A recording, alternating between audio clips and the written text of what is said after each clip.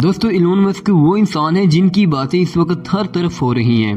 ये अभी अभी दुनिया के सबसे अमीर शख्स बन चुके हैं, लेकिन हमेशा से ऐसा नहीं था। ऐसे एलन मस्क का एकदम से वक्त बदल गया, जिंदगी बदल गई, जज्बात बदल गए। लेकिन ये कहना गलत होगा कि एकदम से। एलन मस्क ने इन सब को पाने के लिए बहुत अथक मेहनत की है और आज हम यही सब जानेंगे। तो आइए जानते हैं एलन मस्क की जीरो से हीरो बनने की कहानी। इस वक्त एलन मस्क की नेटवर्थ $200 बिलियन से भी ज्यादा हो चुकी है और मॉडर्न हिस्ट्री में $200 बिलियन से ज्यादा कमाने वाले वो वाहिद इंसान बन गए हैं। 1971 में साउथ अफ्रीका विक्टोरिया में पैदा होने वाले एलन मस्क के फादर भी एक इंजीनियर हैं जिनके पास एमरल्ड की माइन थी और वो माइनिंग करते थे। और एलन मस्क की मां कैनेडियन है। एलन मस्क के मुताबिक इनको बचपन में बहुत ज्यादा बुली किया जाता था और एक बार इनकी इतनी ज्यादा बुलिंग हुई कि इन्हें इतना ज्यादा मारा गया कि तकरीबन इनकी मौत ही हो जाती है। और इसी का सामना करने के लिए एलन मस्क जूडो, रेसलिंग और कराटे भी सीखे। लेकिन ये इनकी अमीर बनने की वजह नहीं है। दोस्तों सफर शुरू होता है 12 साल की उम्र से, जब एलन मस्क ने बिजनेस करना या फिर एंटरप्रेन्योरशिप स्टार्ट कर दी थी। क्योंकि 12 साल की उम्र में यानी 1983 में कोडिंग सीखकर एक गेम बना डाली और इसे $500 में एक कंपनी को सेल भी कर दिया। 17 साल की उम्र में वो कनाडा शिफ्ट हो गए। यहाँ इन्होंने जॉब की और इन्हें सैलरी मिलती थी $1 पर डे। आप कह सकते हैं कि 2-3 हजार रुपए पर मंथ। और फिर आहिस्ता आहिस्ता एलन मस्क बड़े होते गए। स्टैनफोर्ड यूनिवर्सिटी यूएसए में पढ़ाई इन्होंने 1995 में रास्ते में ही छोड़ दी। दरमियान में मतलब इस दुनिया का टॉप मोस्ट कॉलेज में एडमिशन हो गया था जहां जाने का लोग ख्वाब देखते हैं। पर स्टैनफोर्ड यूनिवर्सिटी में सिर्फ 2 दिन पढ़ाई करने के बाद एलन मस्क ने इसे हैर बात कह दिया। 1995 में छोड़ दिया क्योंकि इनकी समझ में आ गया था कि इनकी मंजिल कुछ और ही है। इनका दिमाग इनको बता रहा था फिजिक्स केमिस्ट्री से ज्यादा फ्यूचर में इंटरनेट दुनिया को बदलने वाला है और इसीलिए फ्यूचरिस्टिक सोच रखने वाले एलन मस्क ने इंटरनेट में कुछ करने का सोचा। कंपनीज, एलन मस्क ने 1 या 2 नहीं बल्कि बहुत सी कंपनीज खड़ी की। शुरू से जानते हैं। गेम के बारे में तो मैंने आपको अभी बता ही दिया है। सबसे पहले इन्होंने अपने भाई के साथ मिलकर ऑनलाइन कंपनी 2Zip स्टार्ट की। 1996 में स्टार्ट हुई इस कंपनी का काम था लोकल बिजनेस को इंटरनेट से जोड़ देना। मतलब उस टाइम इस कंपनी के थ्रू आप आसपास के बिजनेस के बारे में मालूमात हासिल कर सकते थे। इसके बाद इस कंपनी का काम हो गया न्यूज़पेपर को सॉफ्टवेयर ऑनलाइन सिटी गाइड्स देना। पर सिर्फ 4 साल के ही बाद इस कंपनी को मस्क ब्रदर्स ने $307 मिलियन में बेच दिया और तब एलन मस्क मिलियनर बन गए थे। सेकंड कंपनी ईयर 99 में उन्होंने एक ऑनलाइन बैंक लॉन्च कर दिया था जिससे पूरी दुनिया में कहीं भी पैसों का लेन देन इंटरनेट के थ्रू किया जा सकता था। दोस्तों 99 के वक्त ये काफी यूनिक और अमेजिंग बात थी। इस वेबसाइट का नाम x.com था। बाद में इसे पेपैल का नाम भी दे दिया गया था जिसका यूज आज भी हम में से बहुत से लोग करते हैं। हालांकि एलन मस्क ने इस कंपनी को भी बेच दिया, इस बार $1.5 मिलियन में।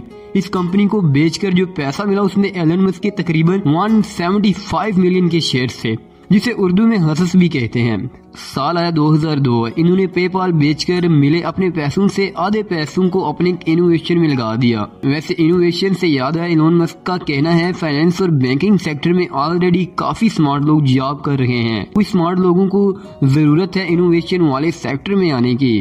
खैर बात करते हैं इनकी न्यू कंपनी की। इन्होंने स्पेस एक्सप्लोरेशन टेक्नोलॉजीज यानी कि SpaceX 2002 में स्टार्ट कर दी क्योंकि वो बचपन से सोचते थे कि अगर ह्यूमन सिविलाइजेशन को ज्यादा टाइम तक सरवाइव करना है तो इसे मल्टी प्लैनेट्स पर अपना ठिकाना ढूंढना पड़ेगा और दूसरे सियारों पर जाकर रहना होगा। लेकिन जब इन्हें पता चला कि इन रॉकेट्स पर खर्च काफी ज्यादा आता है तब एलन मस्क काफी ज्यादा मायूस हुए और उन्होंने सोचा कि ऐसी रॉकेट्स बनाई जाएं जो बहुत कम खर्च में स्पेस में जाने के बाद वापस भी आ जाएं। इसलिए 2006 में उन्होंने फैल्कन 1 और 2007 में फैल्कन 9 और फिर इसके बाद 2008 में हैवी फॉल्कन को बजरिया SpaceX के लॉन्च किया गया।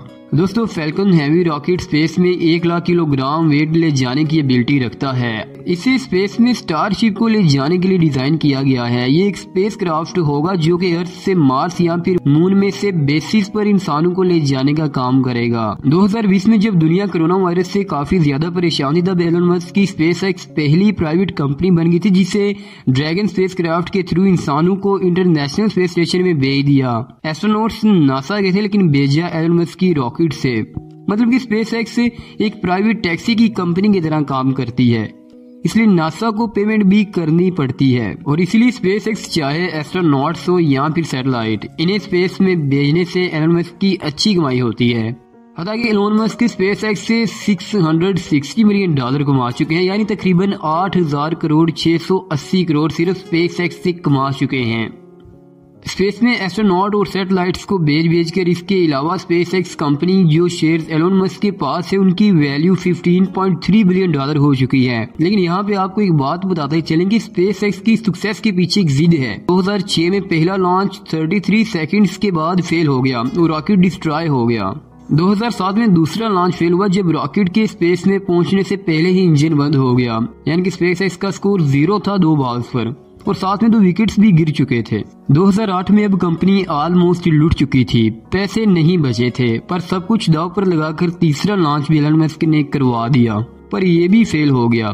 इस फेलियर के बाद तकरीबन कंपनी लगभग खत्म हो जाती, पर तभी पीटर थिल नाम के अरबपति इन्वेस्टर ने अगले दिन कंपनी और एलन मस्क पर भरोसा दिखाया और इसमें काफी ज्यादा पैसे इन्वेस्ट कर दिए और अब स्पेसएक्स इतनी ज्यादा सक्सेसफुल हो चुकी है कि 100 से ज्यादा इन्होंने सक्सेसफुल लॉन्च किए हैं। टेस्ला अर्थ से इंसानों को मार्स पर भेजने और अर्थ और इंसानों को बचाने के शौक में एलन मस्क ने स्पेसएक्स तो बनाया। इसके अलावा एलन मस्क चाहते हैं कि बढ़ते हुए पोल्यूशन को भी रोका जा सके, इसलिए इनकी नजर एक नई और छोटी कंपनी पर पड़ी जो काफी अच्छा काम कर रही थी।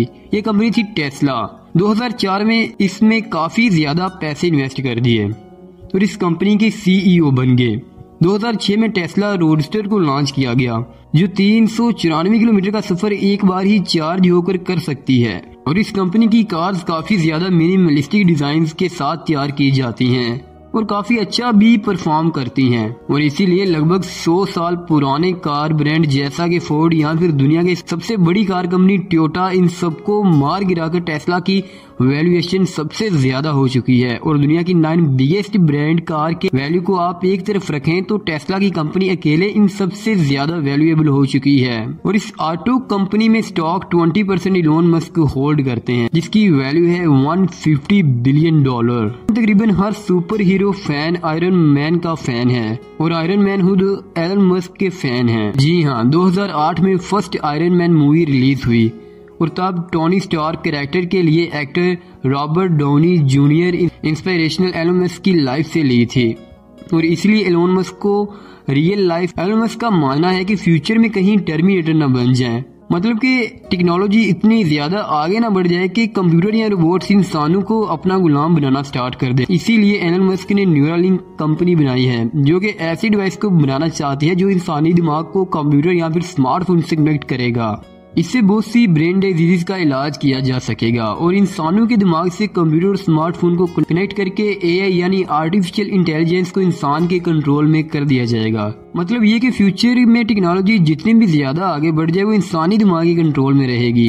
तो इसी तरह अपने फ्यूचरिस्टिक विजन और कभी ना हार मानने की सोच की वजह से $1 पर डे की सैलरी हासिल करने वाले आज एलन मस्क 1 घंटे में 127 करोड़ से भी ज्यादा कमाते हैं और स्पेस में इंसानों और सैटेलाइट्स को भेज रहे हैं, इलेक्ट्रिक कार्स बना रहे हैं और दूसरी कंपनीज की नींद उड़ा रहे हैं। इसके अलावा दोस्तों दुनिया में जितने भी बिलियनर्स जो हैं वो अपने आप में दुनिया में रहना पसंद करते हैं, लेकिन एलन मस्क के केस में ऐसा बिल्कुल भी नहीं है क्योंकि यूट्यूब के शो पर आकर वीड स्मोक करना हो या यूट्यूबर्स या फिर गेमर्स के साथ कोलैब करना हो या फिर ट्विटर पर फनी मीम्स की पोस्ट करना हो तो एलन मस्क आपको सबसे आगे नजर आएंगे। इनका कहना है कि बिलियनर भी एक आम इंसान होता है लेकिन पता नहीं क्यों वो अपने आप को बढ़ा चढ़ा कर जाहिर करते हैं। दोस्तों ये थी हमारी आज की वीडियो। अगर आपको वीडियो पसंद आई है तो चैनल को सब्सक्राइब करें और बेल नोटिफिकेशन को भी ऑन कर लें। आयरन मैन कहते हैं न्यूरालिंक।